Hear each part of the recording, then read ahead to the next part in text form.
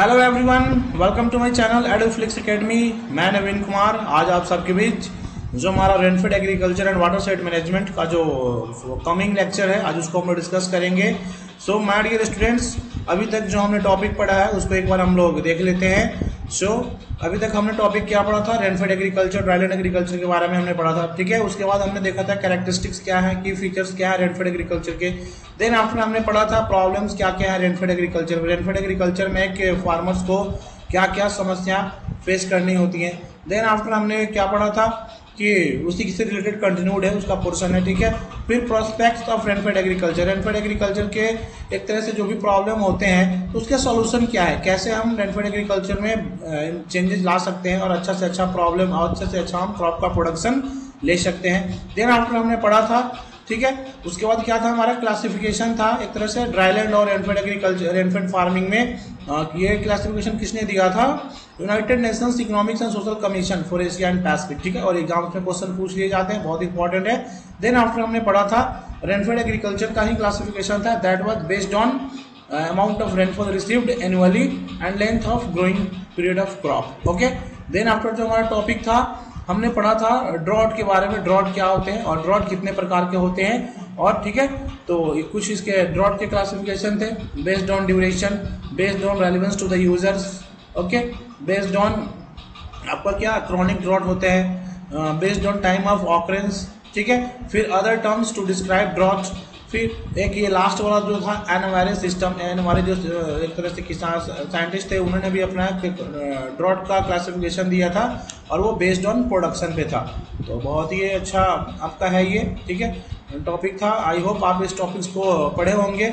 Then after हमने last class में जो टॉपिक पढ़ा था effect of drought on crop production. ठीक है, ड्रॉट के हमारे क्रॉप प्रोडक्शन पे क्या इफेक्ट होते हैं जो हमने पढ़ा भी था।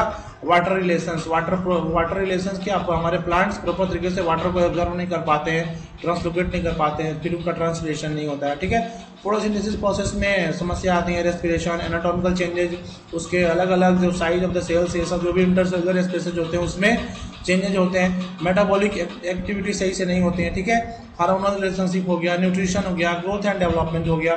ठीक है, reproduction and grain growth, yield में चेंजेज आती हैं। आज का जो हमारा टॉपिक है माय डियर स्टूडेंट्स, जो आज हम लोग टॉपिक कंटिन्यू करेंगे, that is our this topic crop adaptation and mitigation to drought.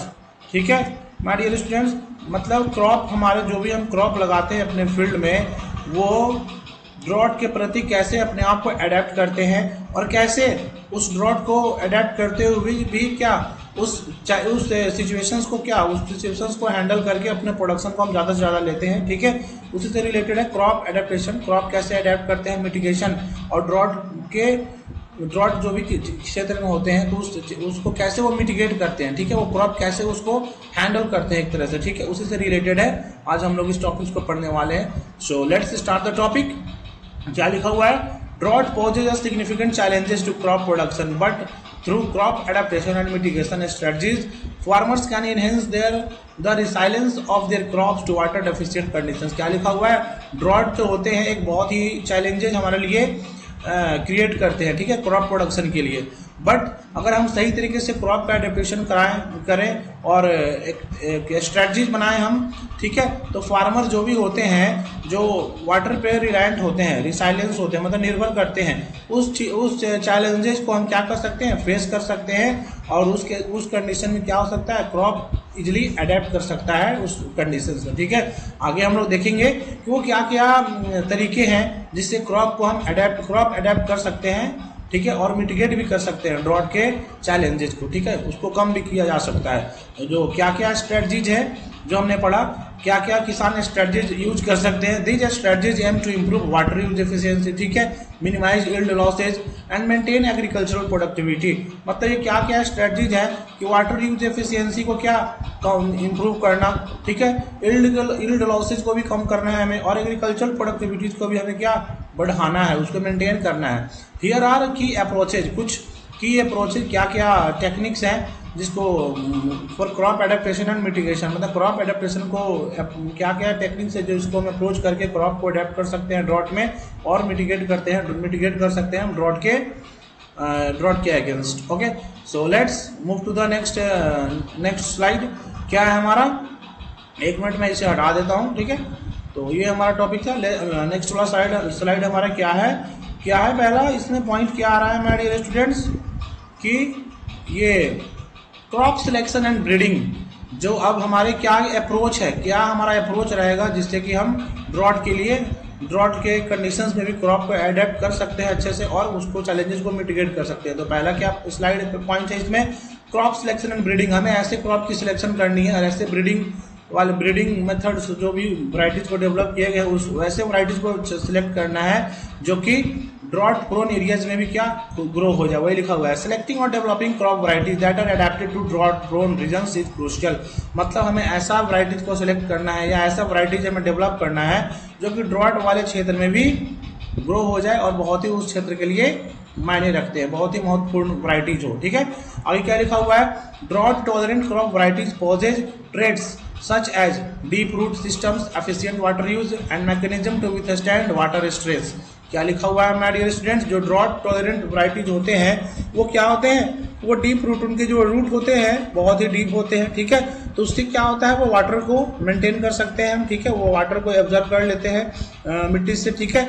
और तो वही है कि वो जो ड्रॉट टॉलरेंट वाले वैरायटीज होते हैं उनके डीप रूट सिस्टम होते हैं, तो उससे क्या होता है वो वाटर को सही तरीके से यूज कर पाते हैं और इस तरीके से वो क्या वाटर स्ट्रेस कंडीशन में भी, स्ट्रेस का मतलब जहाँ पे पानी की समस्या हो, जिस कंडीशन में हमारे क्रॉप को प्रॉपर वाटर नहीं मिल पाता है, तो उस केस में क्या हमें ऐसे वैरायटीज को लेना है जो कि क्या वाटर स्ट्रेस को भी विथस्टैंड कर ले, ओके, वाटर स्ट्रेस कंडीशन में भी अपने आप को सर्वाइव कर ले, ठीक है। आगे क्या लिखा हुआ है, breeding programs focus on developing drought tolerant cultivars through genetic selection and modification. वही लिखा हुआ है कि ब्रीडिंग जो भी अलग अलग प्रोग्राम गवर्नमेंट चलाती है उस माध्यम से भी हम अच्छा ड्रॉट टॉलरेंट कल्टीवार को डेवलप कर सकते हैं और किसके माध्यम से, जेनेटिक सिलेक्शन और मॉडिफिकेशन के थ्रू ड्रॉट टॉलरेंट कल्टीवार्स को डेवलप करके हम क्या कर सकते हैं, हम ड्रॉट के अगेंस्ट क्रॉप को अडेप्ट कर सकते हैं और उसके मिटिगेशन को भी हम कम कर सकते हैं। आगे लिखा हुआ है कंजर्वेशन एग्रीकल्चर, एक तरह से ट्रेडिशनल मेथड ऑफ एग्रीकल्चर है, आप लोग पढ़े भी होंगे। Conservation agriculture practices including minimum tillage, crop residue retention and cover cropping help improve soil structure, moisture retention and organic matter content. Conservation agriculture के माध्यम से हम क्या कर सकते हैं, इसमें क्या करते हैं हम मिनिमम टिलेज करते हैं, कम से कम टिलेज करते हैं। कम से कम टिलेज करेंगे तो क्या होगा, उसमें एक तरह से क्या होगा, कम से कम टिलेज करेंगे तो जो वाटर होल्डिंग कैपेसिटी हमारे मिट्टी के हैं क्या वो बने रहेंगे, ठीक है। ज़्यादा टिलेज करने से क्या होता है उसके इवेपोरेशन चांसेस, इवेपोरेट होने के चांसेस ज़्यादा होते हैं, ठीक है। क्रॉप रेजिड्यू रिटेंशन, क्रॉप जो हमारे रेजिड्यू होते हैं उसी को क्या हमें यूज करना, उसको रिटेंशन करना, ठीक है। कवर क्रॉपिंग लगाएंगे जिससे क्या होगा हमारा मॉइस्चर को हम होल्ड कर सकते हैं अपने फील्ड में, ये सब, और उससे क्या होगा सॉइल का स्ट्रक्चर हमारा इंप्रूव होगा जिससे हम मॉइस्चर को भी इंप्रूव रिटेन कर सकते हैं और ऑर्गेनिक मैटर कंटेंट को भी बढ़ा सकते हैं, ठीक है। इस माध्यम से क्या हमारे ड्रॉट वाले क्षेत्र में भी क्रॉप अडेप्ट कर सकते हैं। आगे क्या लिखा हुआ है, this practices enhance water infiltration, reduce evaporation and maintain soil moisture levels, mitigating the impact of drought on crops. अगर ये हम प्रैक्टिसेस को करते हैं तो उससे क्या होगा, हम वाटर इन्फिल्ट्रेशन को बढ़ा सकते हैं, ठीक है, और इवेपोरेशन को कम कर सकते हैं और सॉइल के मॉइस्चर लेवल को भी हम बढ़ा सकते हैं। तो इस तरीके से क्या हो सकता है, हम ड्रॉट मतलब क्रॉप को ड्रॉट के अगेंस्ट क्या हम मिटिगेट कर सकते हैं और अडेप्ट कर सकते हैं, ठीक है। आगे लिखा हुआ है इरिगेशन मैनेजमेंट, प्रॉपर हमें इरिगेशन मैनेजमेंट यूज करने हैं। Efficient irrigation technique such as drip irrigation, precision irrigation, deficit irrigation can optimize water use. अगर हम ड्रिप इरिगेशन प्रॉपर तरीके से करें, प्रिसीजन मतलब प्रॉपर मात्रा में इरिगेशन दिए, ना कि हम फ्लड इरिगेशन कर दिए, उससे क्या होगा हमारे जो भी पानी होंगे एक तरह से तो वेस्टेज होते ही हैं। प्रिसीजन एग्रीकल्चर में क्या राइट अमाउंट में वाटर को यूज करेंगे, वाटर को हमें एक तरह से वेस्ट नहीं करना है, ठीक है। तो ये सब मेथड से हम क्या कर सकते हैं, हमारे क्रॉप ड्रॉट वाले कंडीशंस में अडेप्ट कर सकते हैं और मिटिगेट कर सकते हैं उसके अगेंस्ट, ठीक है। These methods apply water directly to the root zone. अगर हम ड्रिप इरिगेशन, प्रिसीजन इरिगेशन के माध्यम से अगर हम इरिगेशन करेंगे इस क्षेत्र में, ड्रॉट वाले क्षेत्र में, तो क्या होगा, रूट जोन में डायरेक्टली हम पानी को देते हैं जिससे क्या होता है इवेपोरेशन लॉसेज कम होती है, मतलब होती ही नहीं है। Provide water based on crop water requirement, जहाँ जहाँ हमें क्रॉप की रिक्वायरमेंट होती है वाटर की, वहीं पे हमें वाटर देनी होती है, ठीक है। तो उससे क्या होता है, हमारे क्रॉप ड्रॉट वाले कंडीशन में भी विथ स्टैंड कर जाते हैं, सर्वाइव कर जाते हैं। Let's move to the next slide. क्या लिखा हुआ है, एग्रोनॉमिक प्रैक्टिसेज। ऐसे कौन कौन से एग्रोनॉमिक प्रैक्टिसेज हैं जिनसे हम ड्रॉट वाले कंडीशंस में भी हम क्रॉप को लगा सकते हैं और क्रॉप हमारे सर्वाइव कर सकते हैं। Adjusting agronomic practices can help crops better cope up with drought stress. ठीक है, एग्रोनॉमिक प्रैक्टिसेज करके भी हम क्रॉप को ड्रॉट वाले स्ट्रेस कंडीशंस में भी हम क्या बेटर ग्रो करा सकते हैं। Modifying planting dates, adjusting crop density and optimizing nutrient management can improve water use efficiency and minimize the negative effects of water deficit on crop yield। अगर हम प्लांटिंग डेट्स को सही मॉडिफाई कर दें, crop density को अगर proper तरीके से हम एडजस्टमेंट करें, ठीक है, अगर न्यूट्रिएंट मैनेजमेंट को हम ऑप्टिमाइज कर दें, ठीक है, तो इन तरीके से क्या कर सकते हैं, वाटर यूज एफिशिएंसी को इम्प्रूव कर सकते हैं। ठीक है, और उसके जो निगेटिव इफेक्ट होते हैं हमारे क्रॉप फील्ड पे वाटर डेफिसिट का, उसको भी क्या कर सकते हैं, हम कंट्रोल कर सकते हैं। ठीक है, प्लांटिंग डेट्स कहने का मतलब हम उसका सीजन को स्टडी करके क्रॉप्स को लगाएंगे। ठीक है, किसान सीजन के अकॉर्डिंग कि किस सीजन में वर्षा कम होती है, किस सीजन में कब वर्षा होने वाली है, तो उसके अकॉर्डिंग प्लांटिंग डेट्स को हमें क्या मॉडिफाई करने होते हैं। ठीक है, तो इस माध्यम से हम क्या कर सकते हैं, क्रॉप हमारे ड्रॉट कंडीशन में भी अडेप्ट कर सकते हैं। आगे क्या दूसरा मेथड है, my dear students, mulching. Mulching आप जानते होंगे, mulching are the materials which are applied on the surface of the soil. ठीक है, क्यों, जिससे कि वो मॉइस्चर को होल्ड करते हैं, वीड को कंट्रोल करते हैं, इंसेक्ट पेस्ट का वहाँ पे पॉपुलेशन कम हो जाते हैं। ठीक है, हम न्यूट्रिएंट जो भी देते हैं वो प्रॉपर प्लांट्स के पास ही देते हैं। इन तरीके से क्या कर सकते हैं, हम वाटर इनफिल्ट्रेशन को इंप्रूव कर सकते हैं। वही लिखा हुआ है, अप्लाइंग ऑर्गेनिक और synthetic mulch to the soil surface conserve soil moisture by reducing evaporation and improving water infiltration. ठीक है, ऑर्गेनिक और सिंथेटिक मल्च को यूज करके हम सॉइल मॉइस्चर को इंक्रीज कर सकते हैं और इवेपोरेशन को कम कर सकते हैं और वाटर इनफिल्ट्रेशन को हम क्या इंप्रूव बढ़ा सकते हैं। ठीक है, mulching also helps control weed growth, prevent soil erosion and maintain a more favourable soil moisture balance for crops. ठीक है, मल्चिंग करके हम वीड के ग्रोथ को भी कंट्रोल कर सकते हैं, सॉइल इरोजन को प्रिवेंट कर सकते हैं और एक फेवरेबल सॉइल मॉइस्चर हम वहां पे मेंटेन कर सकते हैं अपने क्रॉप्स को ग्रो करने के लिए। ठीक है my dear students, let's move to the next slide. Supplemental irrigation. Supplemental irrigation का मतलब क्या, अगर किसी भी कंडीशंस में इरिगेशन रेनफॉल नहीं होते हैं तो उस केस में हमें अपना आर्टिफिशियल मेथड ऑफ सोर्स से इरिगेशन देना है, सप्लीमेंट करेंगे उस क्रॉप को ग्रो होने के लिए, जिससे कोई ड्रॉट एरियाज में उसको एक तरह से सपोर्ट मिले ग्रो होने के लिए। ठीक है, वही चीज लिखा हुआ है कि providing supplemental irrigation during critical growth stages और when the water deficit becomes severe can support crop development and yield. अगर जब क्रॉप के क्रिटिकल ग्रोथ स्टेजेस होते हैं उसी कंडीशंस में हमें इरिगेशन देने होते हैं, जिससे क्या होगा, हमारा जो भी वाटर डेफिसिट को हम कवर कर सकते हैं और जिससे क्या होगा, हमारा क्रॉप का डेवलपमेंट सही तरीके से होगा, यील्ड भी हमें प्रॉपर तरीके से मिल जाएंगे। आगे क्या लिखा हुआ है, targeted irrigation at a specific growth stages such as flowering, pollination and grain filling can help mitigate the yield losses caused by drought. मतलब हमें जो इरिगेशन देने हैं टारगेटेड कंडीशंस पे स्टेज पे देने हैं, जैसे किस स्टेज पे, फ्लावरिंग स्टेज पे देने हैं, पोलिनेशन स्टेज पे देने हैं, ग्रेन फिलिंग स्टेज पे देंगे, जिससे क्या होगा कि हम ड्रॉट कंडीशंस में मिटिगेट भी कर सकते हैं और यील्ड का भी लॉसेज हमारा नहीं होगा। मतलब यील्ड लॉसेज को हम मिटिगेट कर सकते हैं, कम कर सकते हैं ड्रॉट वाले कंडीशंस में, अगर इस तरीके से हम प्रोसेस को कंटिन्यू करें तो।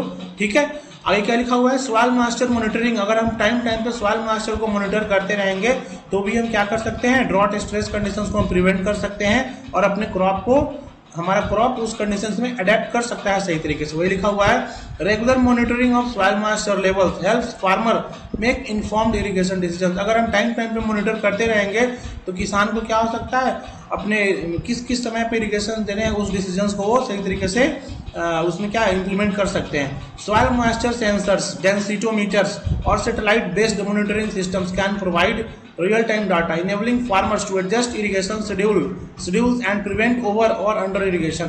अगर सॉइल मॉइस्चर सेंसर रहेंगे, डेंसिटोमीटर रहेंगे, सैटेलाइट बेस्ड मॉनिटरिंग सिस्टम रहेंगे तो उससे क्या होता है, रियल टाइम डाटा हमें पता चल जाता है कि किस केस में वर्षा नहीं होने वाली है, तो उस केस में क्या हम सप्लीमेंटरी इरिगेशन दे सकते हैं। ठीक है, ये सब क्या होते हैं, किसान को हेल्प करते हैं इरिगेशन को एडजस्ट करने में, ठीक है, और शेड्यूलिंग करने में, जिससे क्या हो सकता है वो अंडर इरिगेशन में भी अपने क्रॉप को सही तरीके से ग्रो करा सकते हैं और उस केस में ड्रॉट वाले कंडीशंस में हमारे क्रॉप सही तरीके से अडेप्ट कर सकते हैं और दूसरे क्या होगा, हमारा यील्ड में कोई कमी नहीं आएगी। ठीक है, let's move to the next slide.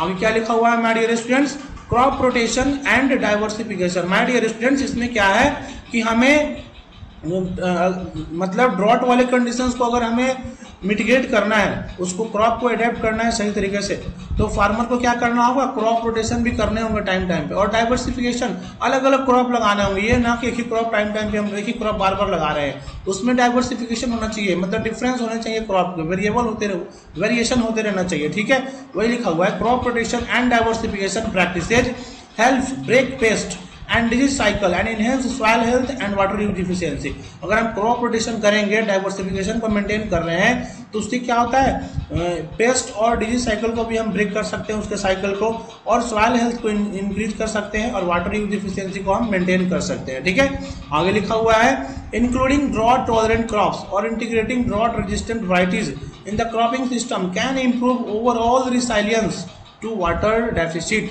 अगर हम ड्रॉट टॉलरेंट क्रॉप्स को लगाते हैं या ड्रॉट रेजिस्टेंट वैराइटीज को हम लगाते हैं अपने फील्ड में क्रॉपिंग सिस्टम में, वो क्या कर सकता है, जो हमारा वाटर डेफिसिट के रिसाइलियंस को भी क्या हम कम कर सकते हैं। जो वाटर रिसाइलियंस मतलब जो निर्भर होते हैं हम वाटर के लिए, या ठीक है, तो उस चीज़ को भी हम मेंटेन कम कर सकते हैं। ठीक है, कैसे, अगर ड्रॉट टॉलरेंट क्रॉप्स को लगाते हैं क्रॉप रोटेशन में, और या ऐसे वैराइटीज लेते हैं जो कि क्रॉप रोटेशन में ऐसे ऐसे वैराइटीज ले सकते हैं हम, जिससे क्या हम वाटर डेफिसिट के रिसाइलियंस में भी हमें निर्भर होने की जरूरत नहीं पड़ेगी। ठीक है, let's move to the next point. हमारा नेक्स्ट पॉइंट क्या है माय डियर स्टूडेंट्स, इसमें आप देख सकते हैं क्या है, जो हमारा नेक्स्ट पॉइंट है, integrated pest and disease management. हमें ये भी टेक्निक्स को यूज करने पड़ेंगे, किसके लिए, ड्रॉट कंडीशंस में वाटर स्ट्रेस से प्रिवेंशन के लिए। ठीक है, managing pest and disease is crucial during drought stress to minimise additional crop losses. अगर हम पेस्ट और डिजीज को मेंटेन कर रहे हैं सही तरीके से ड्रॉट स्ट्रेस में, तो क्या हो सकता है, हम क्रॉप लॉसेज को भी, हम जो हमारे यील्ड लॉसेज होते हैं उसको हम मैनेज कर सकते हैं। Integrated pest and disease management practices including biological control, cultural practices and appropriate pesticide use help protect crop health under water deficient conditions. अगर हम इंटीग्रेटेड पेस्ट और डिजीज मैनेजमेंट के प्रैक्टिसेज को अगर सही तरीके से यूज करते हैं, जैसे कि बायोलॉजिकल कंट्रोल होते हैं, कल्चरल प्रैक्टिसेज होते हैं, अप्रोप्रिएट पेस्टिसाइड्स कैसे मतलब सही तरीके से पेस्टिसाइड का यूज करना है, तो ये सब भी जो प्रैक्टिसेज होते हैं क्या कर सकते हैं, वाटर डेफिशिएंट कंडीशंस को प्रोटेक्ट कर सकते हैं, और हमारे क्रॉप ड्रॉट कंडीशंस में भी क्या अपने आप को अडेप्ट कर सकते हैं और उसके चैलेंजेस को मिटिगेट कर सकते हैं। ठीक है, इस तरीके से हम अपने क्रॉप के यील्ड को भी बढ़ा सकते हैं, और हमारा किसी भी प्रकार का हमारे लॉस भी नहीं होगा। आगे लिखा हुआ है, farmer training and knowledge sharing, मतलब अगर हम किसानों को सही तरीके से ट्रेनिंग दे रहे हैं, नॉलेज शेयर कर रहे हैं टाइम टाइम पे, तो उस माध्यम से भी क्या कर सकते हैं, किसान ड्रॉट स्ट्रेस कंडीशंस को क्या प्रिवेंट कर सकते हैं और अपने क्रॉप को सही तरीके से लगा सकते हैं और उससे आउटपुट ले सकते हैं। वही लिखा हुआ है, providing training and knowledge sharing platforms to farmers on drought adaptation strategies and best management practices essential. किसानों को टाइम टाइम पे उससे रिलेटेड ट्रेनिंग देना है, नॉलेज बताते रहना है किसी न किसी प्लेटफॉर्म के माध्यम से, कि व्हाट आर द स्ट्रेटजीज, क्या क्या तरीके हैं जो कि हम अडेप्ट कर सकते हैं ड्रॉट वाले क्षेत्र में। ठीक है, और बेस्ट मैनेजमेंट हम क्या प्रैक्टिस कर सकते हैं, क्या आवश्यकता है उसके लिए, ड्रॉट कंडीशंस के लिए। Educating farmers about climate smart agriculture techniques and promoting awareness of drought mitigation measures can enhance their ability to cope with water scarcity। मतलब वाटर स्कार्सिटी से कोप करने के लिए, मतलब उसको वाटर स्कार्सिटी को कमी को रोकने के लिए क्या करना है, हमें किसानों को टाइम टाइम पे एजुकेट शिक्षा देना है। किसके लिए, क्लाइमेट स्मार्ट एग्रीकल्चर टेक्निक्स, जो टाइम टाइम पे जो हमारा टेक्नोलॉजी के माध्यम से जो हमारे एग्रीकल्चर में जो हम अपने क्रॉप का यील्ड ले रहे हैं, उस टेक्निक्स को हमें किसानों के बीच में क्या प्रमोट करना है, और ड्रॉट वाले कंडीशन को कैसे मिटिगेट करें, क्या क्या टेक्निक्स है, क्या क्या प्रैक्टिसेज है, उसको अगर किसानों को हम सही तरीके से बता रहे हैं तो क्या कर सकते हैं, वाटर स्कार्सिटी कंडीशंस को वो कोप कर सकते हैं, टॉलरेट कर सकते हैं, उसको प्रिवेंट कर सकते हैं, जिससे क्या होगा, वो अच्छा क्रॉप यील्ड ले सकते हैं अपने फील्ड से। सो माय डियर स्टूडेंट्स, ये अभी हमारा अभी टॉपिक था, बहुत ही इंपॉर्टेंट टॉपिक है हमारे ये rainfed agriculture and water shed management का।